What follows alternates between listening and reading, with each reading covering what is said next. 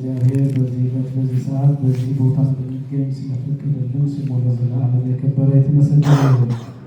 የሊቃውንት አምላክ የምስጢር ባለቤት የቅዱሳን ፈጣሪ የአባቶቻችን አምላክ እግዚአብሔር በመካከላችን ተገኝቶ ምስጢርን ጥበብን እንዲገልጥልን የእርሱ ቅዱስ ፈቃድ ይሆንልን። የተወሰኑ ደቂቃዎች ለምን እንጠመቃለን በሚል ርዕስ ቆይታ እናደርጋለን። በዚህ ርዕስ ለማስተማር የወደድኩበት ምክንያት ያው ቅድም እንዳያችሁት በቅዳሴው መሃል የ40 ቀን ሕፃን ሲጠመቅ ወደ ቤተክርስቲያን አባልነት ወደ ሰማያዊ ዜግነት ወደ እግዚአብሔር ልጅነት ሲቀላቀል ስላየሁኝ ለምን በዚህ ዙሪያ አንማርም ብዬ አሰብኩኝ። 3 ነገሮችን ብቻ ነው ማነሳው። አንደኛ ለምንድን ነው የምንጠመቀው የሚለው፣ ሁለተኛ ደግሞ ሕፃናትን ለምንድን ነው የምናጠምቀው የሚለው፣ ሶስተኛ ደግሞ በውሃ ለምንድን ነው የምንጠመቀው በውሃ የሆነው ለምንድን ነው የሚሉ እነዚህን 3 ነገሮችን ብቻ አሳያለሁ።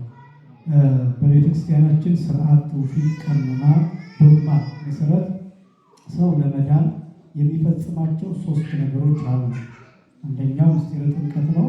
ሁለተኛው ምስጢረ ንስሐ ነው። ሶስተኛ ደግሞ ምስጢረ ቁርባን ነው። እነዚህ 3 ነገሮች ግዴታ ናቸው ሰው ለመዳን የሚፈጽማቸው። ግን አሁን ለመዳን ሲባል ብዙዎቻችን ግራ የምንጋባበት አንዱ አልዳንም እንዴ የሚል ጥያቄ ይነሳል። መዳን ሲባል 2 ነገሮችን ማስታወስ ይገባል። አንደኛው ማዳን፣ ሁለተኛው መዳን። ማዳን ሁልጊዜ የእግዚአብሔር ድርሻ ነው። ማዳን የማን ድርሻ ነው?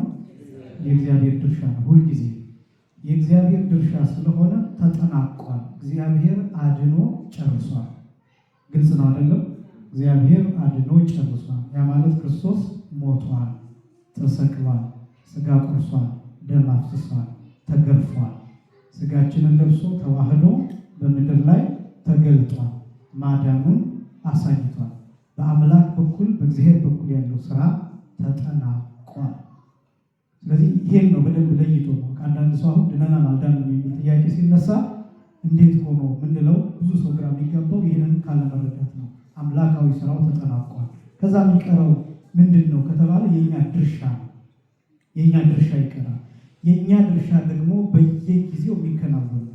ለምሳሌ አሁን ሐዋርያው ቅዱስ ጳውሎስ የነቢዩ ኢሳይያስን ትንቢት ጠቅሶ 2ኛ ቆሮንቶስ ምዕራፍ 6 ላይ የመዳን ቀን መቼ ነው ይላል?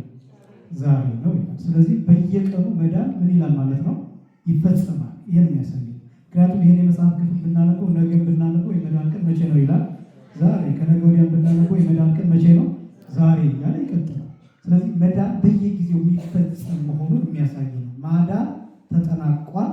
መዳን ግን በየቀኑ ይፈጸማል። ግልጽ ነው አይደለም? ይሄ ሀሳብ መዳን በየቀኑ ይፈጸማል። ሐዋርያው ቅዱስ ጳውሎስ ፊልጵስዩስ ምዕራፍ 3 ቁጥር 12 ላይ እያንዳንዳችሁ በመንቀጥቀጥ የየራሳችሁን መዳን ፈጽሙ።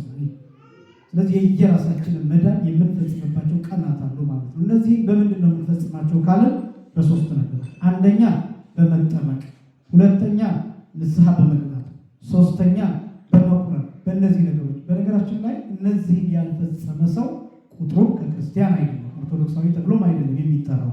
መጠመቅ የሚለውን እመጣበታለሁ። ንስሐ ለምን አስፈለገ ቢባል ኃጢአት በምንሰራበት ጊዜ ትልቅ ከሆንን በኋላ ከ7 ዓመት በኋላ እንደየ ኃጢአት መጠኑ የሚሰጥ ቀኖና ይለያያል። አንድ የ7 ዓመት ልጅ የሆነ ልክ ወላጆች የሚሰጡት ትንሽ ቅጣት አለ። ልክ እንደዛ ከአባቶች የሚሰጠው በጣም ትንሽ ነገር ይኖራል። ከዛ ጀምሮ የሚሰጡ የንስሐ አይነቶች አሉ።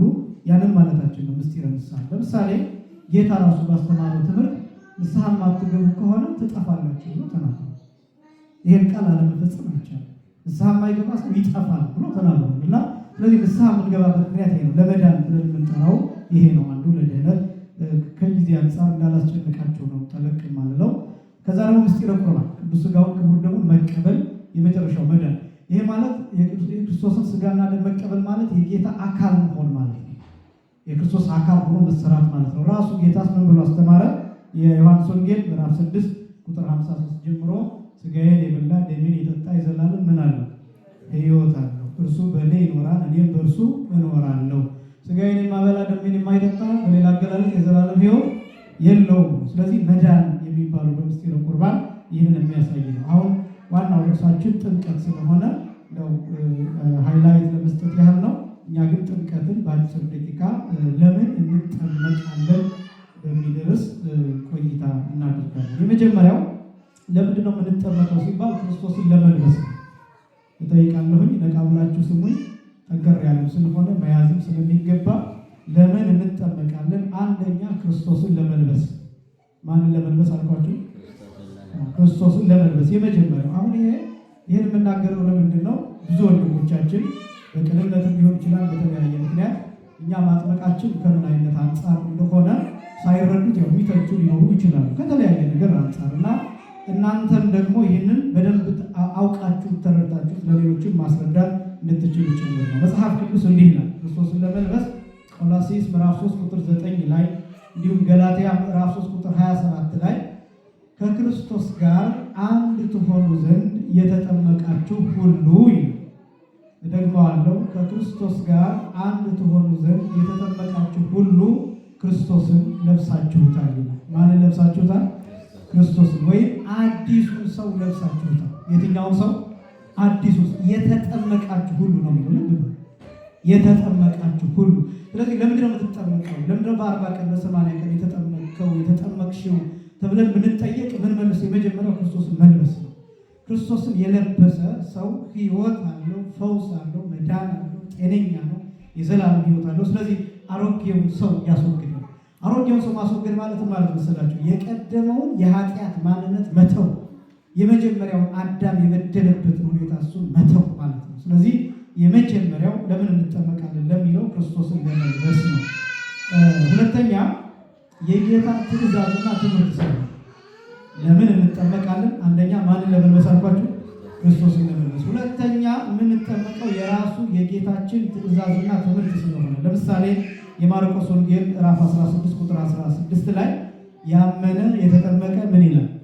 ይድናል፣ ያላመነ ግን ምን ይልበታል? ይፈረድበታል ብሎ አስተምሮናል። የማርቆስ ወንጌል ምዕራፍ 16 ቁጥር 16 ላይ አሁን አንዳንዱ ሰው ይችን ቃል ይዝና ያመነ የተጠመቀ ይድናል፣ ያላመነ ግን ይፈረድበታል ነው እንጂ የሚለው ያልተጠመቀ ይፈረድበታል አይልም የሚሉ ሰዎች አሉ። መነሻው ግን ምንድን ነው? መጀመሪያው ያመነ፣ ከዛ ቀጥሎ የተጠመቀ። እንዲያውም ይሄ ቃል በጣም ከባድ የሚሆነው ምን እንደሆነ ታውቃላችሁ? ያመነ ሰው ስርዓቱን አብሮ ይቀበላል። የጌታችን የመድኃኒታችን የኢየሱስ ክርስቶስን ትምህርት ያምናል። እምነት ማለት በነገራችን ላይ አክሴፕተንስ ነው። ዲግሪ ኦፍ ኤክስተንቱ ሊለያይ ይችላል፣ መጠኑ ሊለያይ ይችላል። ግን ማመን ማለት እምነት ማለት ክርስቶስ ያስተማረውን ትምህርት ሙሉ ለሙሉ መቀበል ማለት ነው። ከብዙዎች ጋር ያለን ልዩነት ይሄ ነው። እኛ የክርስቶስን ትምህርት ተግባራዊ እናደርገዋለን ቃል በቃል። በጣም ብዙዎች ግን ሸራርፈው እንደሚመቻቸው አድርገው ይወስዳሉ። በዚህ ምክንያት ነው አለመግባባት የሚፈጠረው። ስለዚህ የመጀመሪያው የማርቆስ ወንጌል ምዕራፍ 16 ቁጥር 16 ላይ ያመነ የተጠመቀ ይድናል፣ ያላመነ ግን ይፈረድበታል። የማቴዎስ ወንጌል ምዕራፍ 28 ቁጥር 19 ላይ ደግሞ ስታጠምቋቸው በአብ በወልድ በመንፈስ ቅዱስ ምን በሉ አጥምቁ። የጌታ ትምህርት ነው፣ የጌታ ትእዛዝ ነው፣ የጌታ ሕግ ነው፣ የጌታ መመሪያ። ስለዚህ ለምን ነው የምንጠመቀው ሲባል አንደኛ ክርስቶስን ለመልበስ ነው። ሁለተኛ የጌታ ትእዛዝ ስለሆነ የጌታን ትእዛዝ ለመፈጸም እንጠመቃለን። ሁለተኛ ሶስተኛ ለምን እንጠመቃለን ቢባል እንደገና ለመወለድ። ሁለተኛ መወለድ ራሱ አሁንም ጌታ ያስተማረው ትምህርት ነው። የዮሐንስ ወንጌል ምዕራፍ 3 ቁጥር 5 ላይ ሰው እንደገና ወይም ዳግመኛ ከውሃና ከመንፈስ ካልተወለደ ወዴት ሊገባ አይችልም? ወደ እግዚአብሔር መንግስት ሊገባ አይችልም። ወደ መንግስተ ሰማያት ሊገባ አይችልም። የተሰጠን ጌ በነገራችን ላይ ዳግም መወለድ እንዳልኳችሁ እንዳላከብድ እጨነቃለሁ፣ ግን ደግሞ በጣም ረቂቅ የሆነ ነገር ነው። ይሄ ትርጉም ከምን ጋር የሚገናኝ መስላችሁ? ለምሳሌ ዳግም ተወለደ እንዴት? አሁን ይሄ ሕፃን በ40 ቀኑ ዛሬ ተጠመቀ። አሁን ይሄ ልጅ እስካሁን ድረስ የእናት አባቱ ልጅ ብቻ ነበር፣ የወላጆቹ ልጅ ብቻ ነበር። አሁን ግን የማን ልጅ ሆነ? የእግዚአብሔር ልጅ ሆነ። እንዴት ሆኖ የእግዚአብሔር ልጅ ይሆናል ቢባል ባለው ስጋ አካሉ ሳይለወጥ፣ ማንነቱ ሳይለወጥ፣ ሰውነቱ ሳይለወጥ፣ ቁመቱ ሳይለወጥ፣ ጠባዩ ባህሪው ሳይለወጥ ረቂቅ የሆነ የእግዚአብሔር ልደትን ይቀበል። በምን እናረጋግጣለን ካላችሁ አምላክ ሰው ሆኗል አልሆነም? ቃል ስጋ ሆነ የሚል ቃል ታገኛለች። በነገራችን ላይ ይሄ የዮሐንስ ወንጌል ምዕራፍ 3 ቁጥር 5 ላይ ያለው የማን ትርጉም ነው ይላሉ የኛ ሊቃውንት? የቃል ስጋ ሆነ ትርጉም ነው ይላል። ቃል ስጋ ሆነ ማለት ነው ረቂቁ ገዘፈ፣ ግዙፉ ረቀቀ ማለት ነው። አምላክ ሰው ሆነ፣ ውስኑ መላ፣ በዚህ ምድር ክቡር የነበረው አምላክ ተጎሳቅሎ ተገለጠ። ይሄ ነው። እንዴት ሊሆን ይችላል? አሁን አምላክ ሰማይና ምድር የማይችሉት ነው ብለን አረን የሚገልጠው ሰማይና ምድር የማይወስኑት አምላክ ግን መጥቶ በድንግል ማርያም እቅፍ አየን አይደለም? እነ ፊልጶስ አዩት አይደለም? እነ እንድርያስ ዳሰሱት አይደለም? እነ ያዕቆብ ተመለከቱት አይደለም? እነ ቶማስ ጎኑ ዳሰሱት አይደለም? አምላክ ምን ሆነ? ሰው። አሁን ይሄ በጣም አስደናቂ አምላክ ሰው መሆኑ ማረጋገጫው ምንድን ነው ትለኝ እንደሆነ እኛ እንዲህ የምንታይ ሰዎች ስንሆን ግን በ40 ቀን በ80 ቀን ተወልደን የማን ልጆች እንባላለን? የእግዚአብሔር ልጆች። ይህ በጣም አስደናቂ እኛን የእግዚአብሔር ልጆች ያደርገን ዘንድ እሱ የሰው ልጅ ተራ። ስለዚህ ራሱ ክርስቶስ በተደጋጋሚ የማን ልጅ ብሎ ጠራ? የሰው ልጅ እያለ ነው የሚጠራው። ወንጌል ላይ የምታገኙት በብዛት የሰው ልጅ የሰው ልጅ የሰው ልጅ የሰው ልጅ እያለ ነው ራሱ የሚጠራው። ለምን የሰው ልጅ ብሎ ይጠራል? እኛ የእግዚአብሔር ልጅ እንድንባል። እኛ የእግዚአብሔር ልጅ መሆናችን በምን ይረጋገጣል? እሱ የሰው ልጅ በመሆኑ። እኛ የጸጋ አምላክ መሆናችን በምን ይረጋገጣል? አምላክ ሰው በመሆኑ። እሱ የእኛን ስጋ የእኛን ነፍስ በመዋሃዱ እኛ ደግሞ ከአምላክነት በጸጋ ተቆጥረን በጸጋው ዙፋን እንድንኖር ፈቀደልን። ክብርና ምስጋና ለስሙ ይሁን በሆነ። ስለዚህ ዳግም ለመወለድ ብለን የምንጠራው ይሄ ነው። ይሄ ብቻ ማለት ነው። የዮሐንስ ወንጌል ምዕራፍ 1 ቁጥር 12 ላይ እንዲህ ይላል ወወሃቦሙ ስልጣን ወልደ እግዚአብሔር ይኩኑ ለእለ ተወክፍው ወለእለ አምኑ በስሙ ይላል። በስሙ ላመኑትና ለተቀበሉት ሰዎች የእግዚአብሔር ልጆች ይሆኑ ዘንድ ይላል። የማን ልጆች ይሆኑ ዘንድ? የእግዚአብሔር ልጆች ይሆኑ ዘንድ። አሁን ይባሉ ዘንድ አለ። በተለይ ግዕዙ የሚለው መባልና መሆን የተለያየ። የእግዚአብሔር ልጅ መባል ስሙ ዝም ብሎ ሊቀመጥ ይችላል እኮ፣ ግን ይሄ ይሆኑ ዘንድ የእግዚአብሔር ልጅ ይሆኑ ዘንድ ስልጣን ደግሞ መብት አይደለም፣ ስልጣን። አሁን ለዚህ ልጅ ምን ላይ ያለው 40 ቀን ዛሬ ሲጠመቅ ስልጣን የሰጠ ነው። ቤተክርስቲያኒቷ ምን ሰጠችው? ስልጣን ሰጠችው። የምን ስልጣን? የእግዚአብሔር ልጅ የመሆን ስልጣን። ይሄ ልጅ የእግዚአብሔር ልጅ የመሆን ስልጣን ሲሰጠው ከዚህ በኋላ ምንድን ነው የሚሆነው?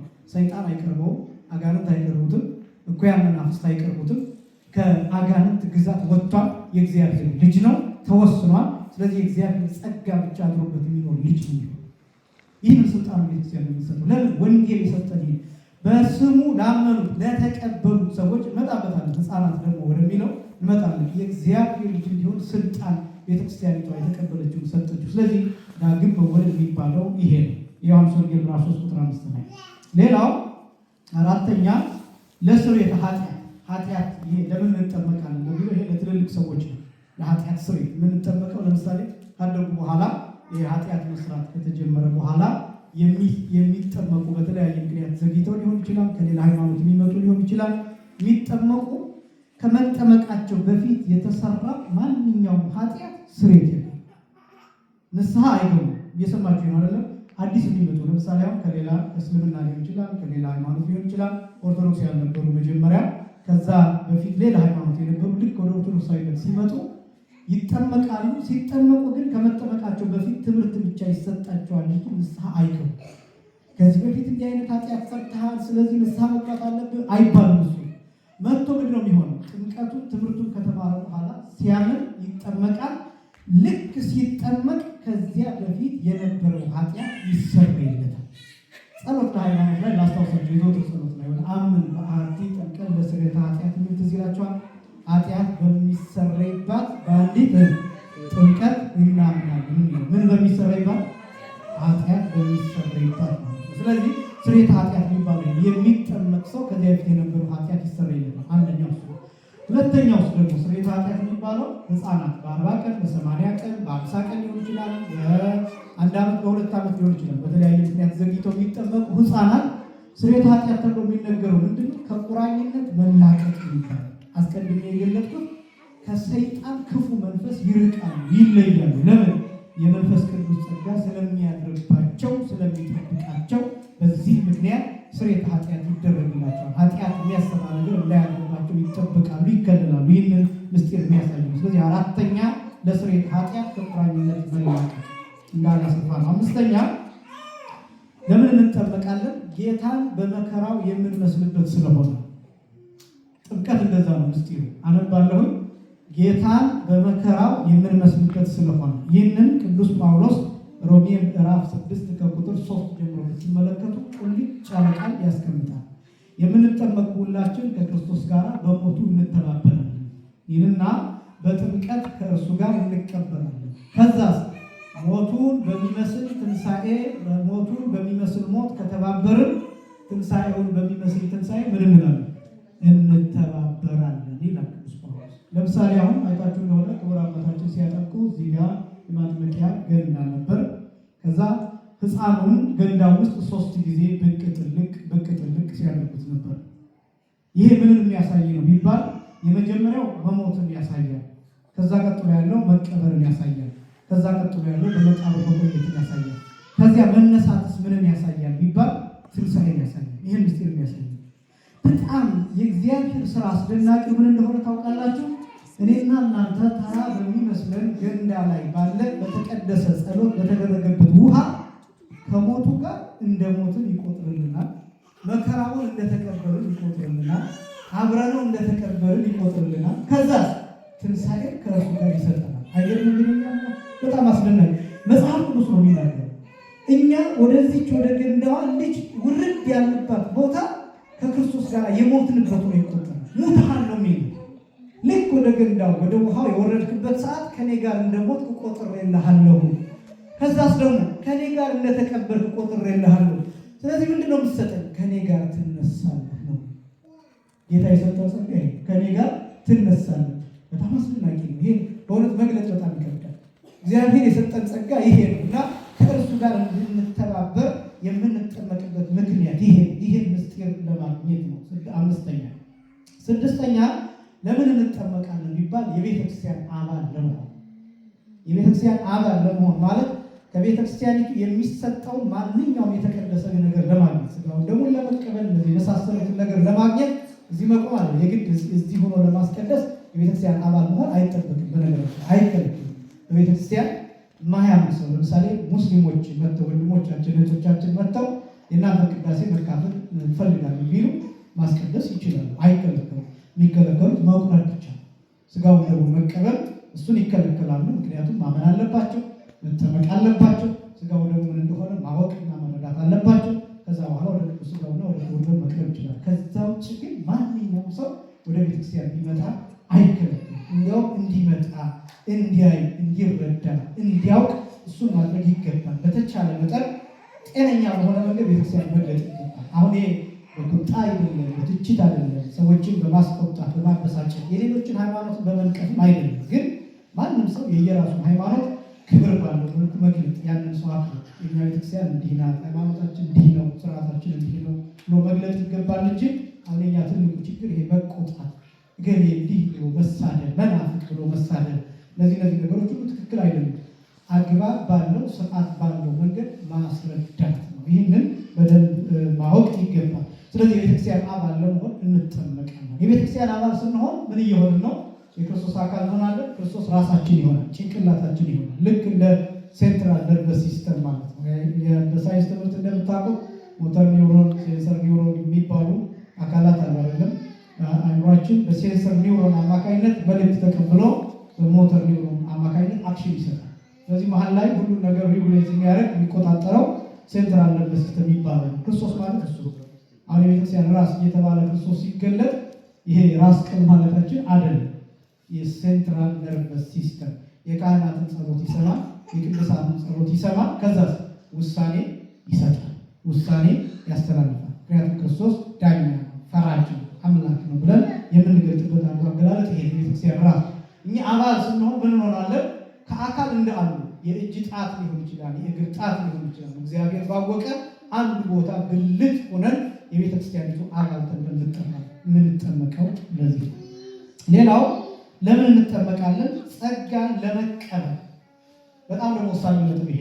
አሁን ይሄ ልጅ ዛሬ በ40 ቀን ተጠመቀ። ሴቶችም እንዲሁ ህፃናት በ80 ቀን ከዛም በተለያየ ምክንያት። በነገራችን ላይ የሚያሰጋ ነገር ሲኖር ከ40 ቀን በታችን ከ80 ቀን በታችን ማጥመቅም ይቻላል በተለያየ ምክንያት።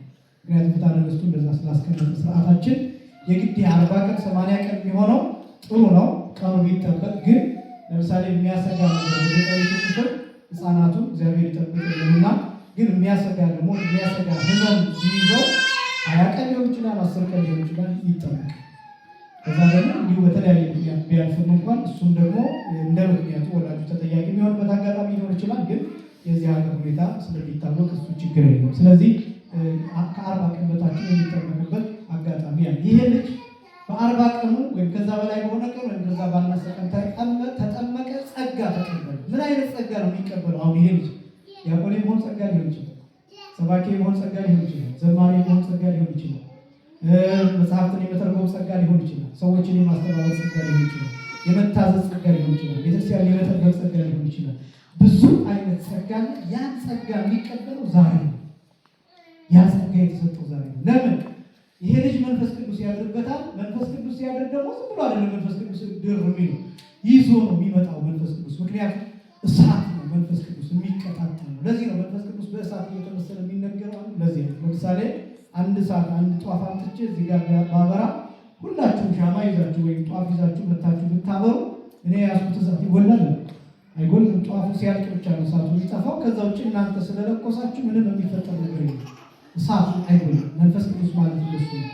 አካሉ አንድ ነው። ስጦታው ልዩ ልዩ ነው። ለሁሉ ይሰጣል፣ ለሁሉ በሁሉ ያድራልና ስለዚህ ጸጋ መቀበል 3 ጸጋዎች አሉ በቤተክርስቲያን። አንዱ የልጅነት ጸጋ የክርስትና ጸጋ፣ ሁለተኛ ስጋው ደግሞ ራሱ ጸጋ ተብሎ ይጠራል በነፃ የተሰጠ ስለሆነ፣ ሶስተኛ የአባቶቻችን ስልጣን ራሱ የካህናት ስልጣን የዲቁና ስልጣን ጸጋ ተብሎ ይጠራል። ስለዚህ የምንጠመቀው ጸጋ ለመቀበል። የመጨረሻው ለምን እንጠመቃለን የሚለው ወደ ሌሎች ምስጢራት ለመግባት ዋና በር ስለሆነ የተጠመቀ ሰው ነው ወደ ሌሎቹ ምስጢራት። አሁን 7 ምስጢራት ቤተክርስቲያን የምንላቸው አሉ አይደለም? እነዚህን 7ቱን ምስጢራት ቤተክርስቲያን መፈጸም የሚችለው ምን ያለ ሰው ብቻ ነው? የተጠመቀ ሰው ብቻ። በዚህ ምክንያት በር ነው።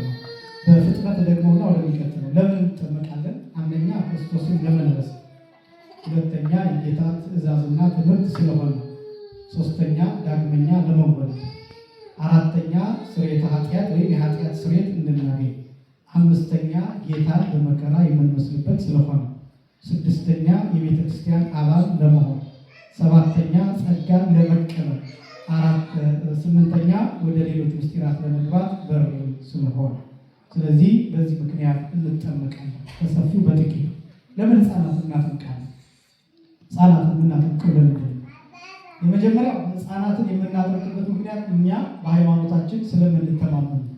በሃይማኖት የማይተማመን ሰው አለ? በሃይማኖታችን ስለምንተማመን፣ ስለምናምንበት እውነት እንደሆነ ህይወት እንደሆነ ስለምናውቅ በዚህ ምክንያት ህፃናትን ወይም ልጆቻችንን እናጠምቃለን። ለህፃናት የምንመርጥላቸው እኛ ነን። እንደሚታወቀው ለምሳሌ አሁን እዚህ ሀገር ክትባት የሚባል ይታወቃል። ክትባት አለ እዚህ ሀገር፣ በህፃንነታቸው ይከተባሉ አይደል? ግን ህፃናት ይመርጣሉ። ጸረ 6 ምናምን ጸረ 12 የሚባል አለ እኛ ሀገር እና ይሄ ይሻለኛል ይመርጣሉ። አሁን ክትባቱ ጥሩ እንደሆነ አስበን ህፃናቱ እንዲከተቡ የምናደርግ ከሆነ ጥምቀቱ ጥሩ እንደሆነ አምነን ማጥመቃችን ምን ነው ችግር? ይሄ ሎጂክ ነው ባይዘው እመጣለሁ ወደ መጽሐፍ ቅዱሱ ሀሳብ። ግን ሎጂካሊ አንዳንድ ሀሳቦች ውድቅ የሚሆኑበትን በቀላሉ ስለምናገኝ ነው። ይሄ ብቻ ማለት ነው። ምግብ የምንመርጥላቸው ለህፃናቱ እኛ ነው። የሚጠጡትን ወተት የምንመርጥላቸው ለህፃናቱ እኛ ነው። የሚለብሱትን ልብስ የምንመርጥላቸው እኛ ነው። የሚታጠቡበትን ውሃ እኮ የምንመርጥላቸው እኛ ነው። እነሱ እኮ ሙቅ አድርጉት ቀዝቃዛ አድርጉት አይሉ። ምናልባት ሲቀዘቅዛቸው ሊያለቅሱ ይችላሉ። ከዛ ውጭ ግን እኛ ነን የምንመርጥላቸው። ህፃናቱንም እስከ ጊዜያቸው ድረስ የምንመራቸው እኛ ነን። በእኛ ገደብ 12 ዓመት በዚህ ሀገር ከዛ ደግሞ 18 እንዲህ እያለ የሚሰጡ ነፃነቶች ሊኖሩ ይችላሉ። እስከዛ ግን የምንቆጣጠራቸው እኛ ነን። ስለዚህ ለህፃናት የሚጠቅም ይሄ ነው ብላ እያሉ አንዳንዶቹ አልበላ ሲሉ እያታለን ቸኮሌት እንሰጥሃለን፣ ጣፋጭ እንሰጥሃለን ከዚህ በኋላ እያለን እነሱ እኮ እምቢ እያሉ አንበላም እያሉ እኛንም እንዲህ በሉ ግድ ስለሆነ ይህን እኮ የምናደርገው ለህፃናቱ እንደሚጠቅማቸው ስለምናውቅ ነው። ስለዚህ ክርስትና ይጠቅማል፣ ኦርቶዶክሳዊነት ይጠቅማል፣ ሃይማኖት ይጠቅማል፣ እንደሚጠቅም ስለምናውቅ በዚህ ምክንያት ለህፃናቱ እኛ ይህን እናደርጋለን። መጽሐፍ ቅዱስ ውስጥ ምን ይላል? ራሱ እግዚአብሔር ያዘዘው ነው። መጽሐፈ ኩፋሌ ምዕራፍ 4 ቁጥር 9 ላይ ለምሳሌ የ40 ቀንና የ80 ቀን ህግ ተቀምጧል። በ40 ቀን በ80 ቀን አዳም በተፈጠረ በ40 ቀን ወደ ገነት ገብቷል። ሔዋን በተፈጠረች በ80 ቀን ደግሞ ወደ ገነት ገብታለች። ያንን ምሳሌ አድርገን በህፃናት አምሳል ስለተሰራ ህፃናቱ በተወለዱ በ40 ቀን ሴቶቹ ደግሞ በ80 ቀን እናጠምቃለን። አይ መጽሐፈ ኩፋሌን አልቀበልም የሚል ሰው እኮ ሊኖር ይችላል፣ አይታወቅም። ኦሪት ዘሌዋውያን ጠቅሳለሁ ከ66ቱ ከሚባለው ኦሪት ዘሌዋውያን ምዕራፍ 12 ከቁጥር 2 ጀምሮ ወንዶች ልጆች በ40 ቀን ሴቶች ልጆች በ80 ቀን ወደ ቤተ መቅደስ እንዲወጡ እግዚአብሔር አዘዘ። አሁን እግዚአብሔር ምንድን ነው የሚጠቅመው? ህፃናት ጋር ጨዋታ ምን ይሰራል?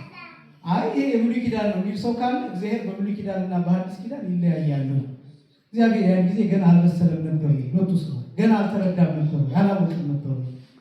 ነገሮችን በተለያየ አይነት ማየት ይገባል በእውነት እና በ40 ቀንና በ80 ቀን ልጆችን ይዛችሁ ትወጣላችሁ። አቅም ያለው ወይፈን ያርዳል።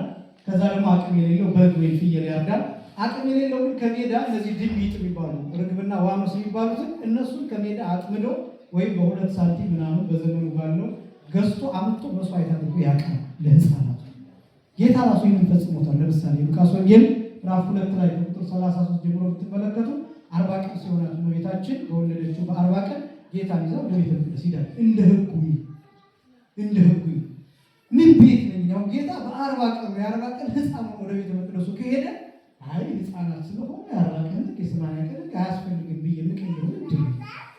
ጌታ ይህንን ሳይቀበሉ ደግሞ እኮ ጌታ እንዲህ ማለት ነበረበት። አይ እኔ ያው የብሉይ ኪዳን ሕግ ስለነበረ ነው በ40 ቀን የመጣሁት፣ ለማንኛውም ከዚህ በኋላ የ40 ቀን ይቅርባችሁ ማለት ነበረበት። አላለም። ሐዋርያትም ይህንን አልነቀፉም። ስለዚህ ሕፃናትን የምናጠምቅበት ምክንያት ሕፃናት ራሳቸው ወደ እግዚአብሔር ፊት እንዲቀርቡ ስለታዘዘ። አንደኛው ኦሪት ዘሌዋውያን ምዕራፍ 12 ቁጥር 2 ጀምሮ። ሌላ የማቴዎስ ወንጌል ምዕራፍ 19 ቁጥር 14 ላይ፣ የማርቆስ ወንጌል ምዕራፍ 10 ቁጥር 14 ላይ፣ የሉቃስ ወንጌል ምዕራፍ 18 ቁጥር 16 ላይ ተመሳሳይ ሶስቱ ወንጌል ላይ የማቴዎስ ወንጌል ምዕራፍ 19 ቁጥር 14፣ የማርቆስ ወንጌል ምዕራፍ 10 ቁጥር 14፣ የሉቃስ ወንጌል ምዕራፍ 18 ቁጥር 16 ላይ ሕፃናትን ተዋቸው ይላል። እነማንን ተዋቸው? ሕፃናትን ተዋቸው ይልና ወደ እኔ ይመጡ ዘንድ ምን አትበሏቸው? አትከልክሏቸው፣ መንግሥተ ሰማያት እንደነዚህ ላሉት ናትና። ሰው ከዋና ከመንፈስ ካልተወለደ ወዴት ሊገባ አይችልም ነው ያለው። ወደ እግዚአብሔር መንግሥት ሊገባ አይችልም ማለት እዚህ ደግሞ ሕፃናትን ተዋቸው፣ ወደ እኔ ይመጡ ዘንድ አትከልክሏቸው፣ ምክንያቱም ለእነሱ መንግሥተ ሰማያት ለእነዚህ ላሉት ናትና። መንግሥተ ሰማያት ጥምቀት ምንድን ነው ዓላማ? መንግሥተ ሰማያት ማወስ፣ ወደ መንግሥተ ሰማያት መሄድ ነው። ስለዚህ ሕፃናትን ለምን እናጠምቃቸዋለን? መንግሥተ ሰማያት እንዲገቡ። ለምን? መንግሥተ ሰማያት የእነሱ ናት ብሎ ጌታ ተናግሯል። የእነሱ ናት። ስለዚህ ሕፃናትን መከልከል ራሱ ኃጢአት ነው። ሕፃናት መንግሥተ ሰማያት እንዳይገቡ ማድረግ፣ ወደ እሱ እንዳይቀርቡ ማድረግ፣ እንዳይመጡ ማድረግ ኃጢአት ነው። በነገራችን ላይ ይሄ ለጥምቀት ብቻ አይደለም፣ ሕፃናትን ልጆችን አለማምጣትም ያስጠይቃል። ለዚህ ነው አሁን ሕፃናቱ እዚህ እየጮሁ እየረበሹ ዝም የምንለው እሱ ራሱ ምስጋና ስለሆነ። እውነት ነው። አሁን የሕፃናቶች ጩኸት እግዚአብሔር እንደ ምስጋና ነው። ልክ እንደኛ ባህል ነው የሚቀበለው። ሕፃናትን እግዚአብሔር ይጠብቅልን። ሕፃናትን አለማምጣት ያስጠይቃል። ላስጨንቃቸው አለ። በተለያየ ምክንያት የሚቀሩ ልጆች ሊኖሩ ይችላሉ። እንግዲህ ምክንያታቸውን እናንተና አባታችን ታውቁት ይሆናል። ግን ልጆችን ማምጣት ግን ይገባል እና ልጆችን አለማምጣት አለማቅረብ ደግሞ ራሱ ያስጠይቃልና ይህንን በደንብ ማሰብ ያስፈልጋል። ስለዚህ መንግሥተ ሰማያት ለእነዚህ ላሉት ናትና ሕፃናትን ተዋቸው፣ ወደ እኔ ይመጡ ዘንድ አትከልክሏቸው ብሎ ጌታ ተናግሯል። መከልከል ደግሞ ኃጢአት ነው። በዚህ ምክንያት ሕፃናትን እናጠምቃለን። ለምን በውሃ እንጠመቃለን? የመጨረሻው በውሃ የምንጠመቀው ለምንድን ነው? ይህን ሀሳብ ማንሳት ያስፈለገው አሁን በውሃ መጠመቅ ማታምኑ ማትቀበሉ ናችሁ ለማለት አይደለም። ግን አንዳንድ ሰው አይነት ጥያቄ ይጠይቃል። በመንፈስ ቅዱስና በእሳት ትጠመቃላችሁ ተብሏል እና አዲስ ኪዳን ላይ በእሳትና በመንፈስ ቅዱስ መጠመቅ ነው እንጂ ውሃ አያስፈልግም የሚሉ ሰዎችን ልታዩ ትችላላችሁ። በእርግጠኛ ቤተክርስቲያን በጣም ሰፊ ነው ትምህርቱ። ይሄ ትምህርት ሰፊ ነው። በውሃ ብቻ ሳይሆን ጥምቀቶች፣ የደም ጥምቀት አለ፣ የእንባ ጥምቀት አለ፣ የባሕረ እሳት ጥምቀት አለ። እነዚህ በጣም ሰፊዎች ናቸው። አሁን እኛ ስለ ውሃ ጥምቀት ስንናገር እዚህ ስላለው ስርዓት ማለታችን ነው። ግን ለምሳሌ በደማቸው የተጠመቁ አሉ፣ በእንባቸው ብቻ የተጠመቁ ያ ጥምቀት እንደ ጥምቀት የተቆጠረላቸው አሉና ያ ሰፊ ትምህርት ነው። በውሃ የምንጠመቅበት ምክንያት ግን አንደኛ እግዚአብሔር ምድር ለመጀመሪያ ጊዜ ያጠበው በውሃ ስለሆነ እንደምታውቁት ኦሪት ዘፍጥረት ምዕራፍ 1 ላይ ስትመለከቱ የእግዚአብሔር መንፈስ በምን ላይ ሰፍሮ ነበር? በውሃ ላይ ሰፍሮ ነበር ይላል። እግዚአብሔር መንፈስ ቅዱስ ሀብት ጸጋ የሚሰጥበት ውሃ ስለሆነ በዚህ ምክንያት በውሃ እንጠመቃለን። አንደኛ። ሁለተኛ በኖህ ጊዜ ምድርን ያጠበው እግዚአብሔር በውሃ። ይህንን የእኛ አባቶች ሲናገሩ መጽሐፈ መቃብያን ላይ ተጽፏል። አጥመቃ ለምድር በማይ ምድርን በጥፋቷ አጠመቃት ይላል።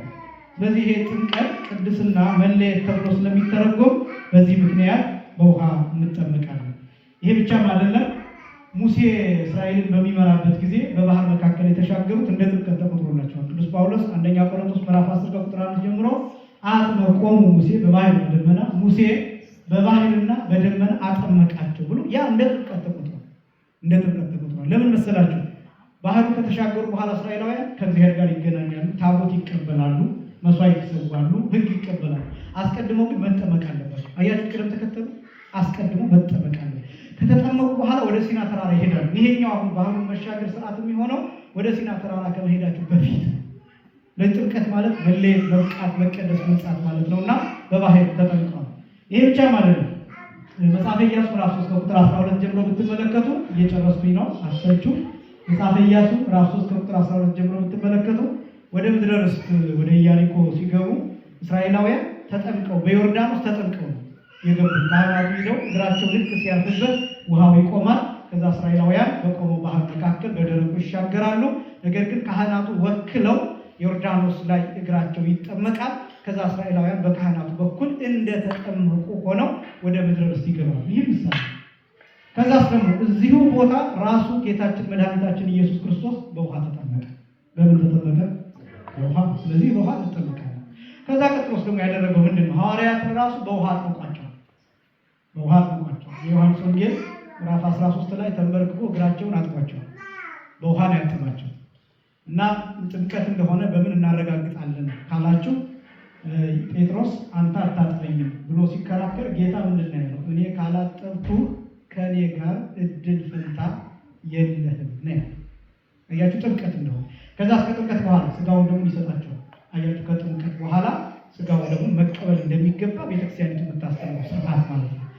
ታዲያ በእሳትና በመንፈስ ቅዱስ ትጠመቃላችሁ የሚለው ምንን ለማሳየት ነው ቢባል ልክ ከተጠመቅን በኋላ የምንቀበለው እሳት የሆነውን መንፈስ ቅዱስ። ለዚያ ነው በእሳትና በመንፈስ ቅዱስ ትቀበላላችሁ። አይ ሐዋርያት እኮ በመንፈስ ቅዱስና በእሳት ተጠምቀዋል የሚል ቢኖር አስቀድመው ተጠምቀዋል በውሃ። ከዛ ደግሞ ጌታ ካረገ ከ10 ቀን በኋላ መንፈስ ቅዱስን ሰዶላቸዋል። ግን ራሳቸው ሐዋርያት በውሃ አጥምቀዋል። በምን አጥምቀዋል? በውሃ። ሁለት ምሳሌዎችን ብቻ። አንደኛ የሐዋርያት ሥራ ምዕራፍ 8 ቁጥር 38 ላይ ብትመለከቱ ያደረገውን ባኮስን ፊልጶስ ካስተማሩ በኋላ ከገባው ከተረዳ በኋላ ውሃ አጠገብ ሲደርሱ ነዋ ማይ መኑ ይከልአኒ ተጠምቆ ይሄው ውሃ አለ ለመጠመቅ የሚከለክለኝ ማን ነው ብሎ ሲናገር ባኮስ ጃንደረባው ኢትዮጵያዊ ጃንደረባ ማለት ነው ፊልጶስና ጃንደረባው ተያይዘው ወደ ውሃው ወረዱ። ወዴት ወረዱ? ወደ ውሃው ወረዱ። በውሃ ተጠመቁ። ከዛስ መንፈስ ወረደ።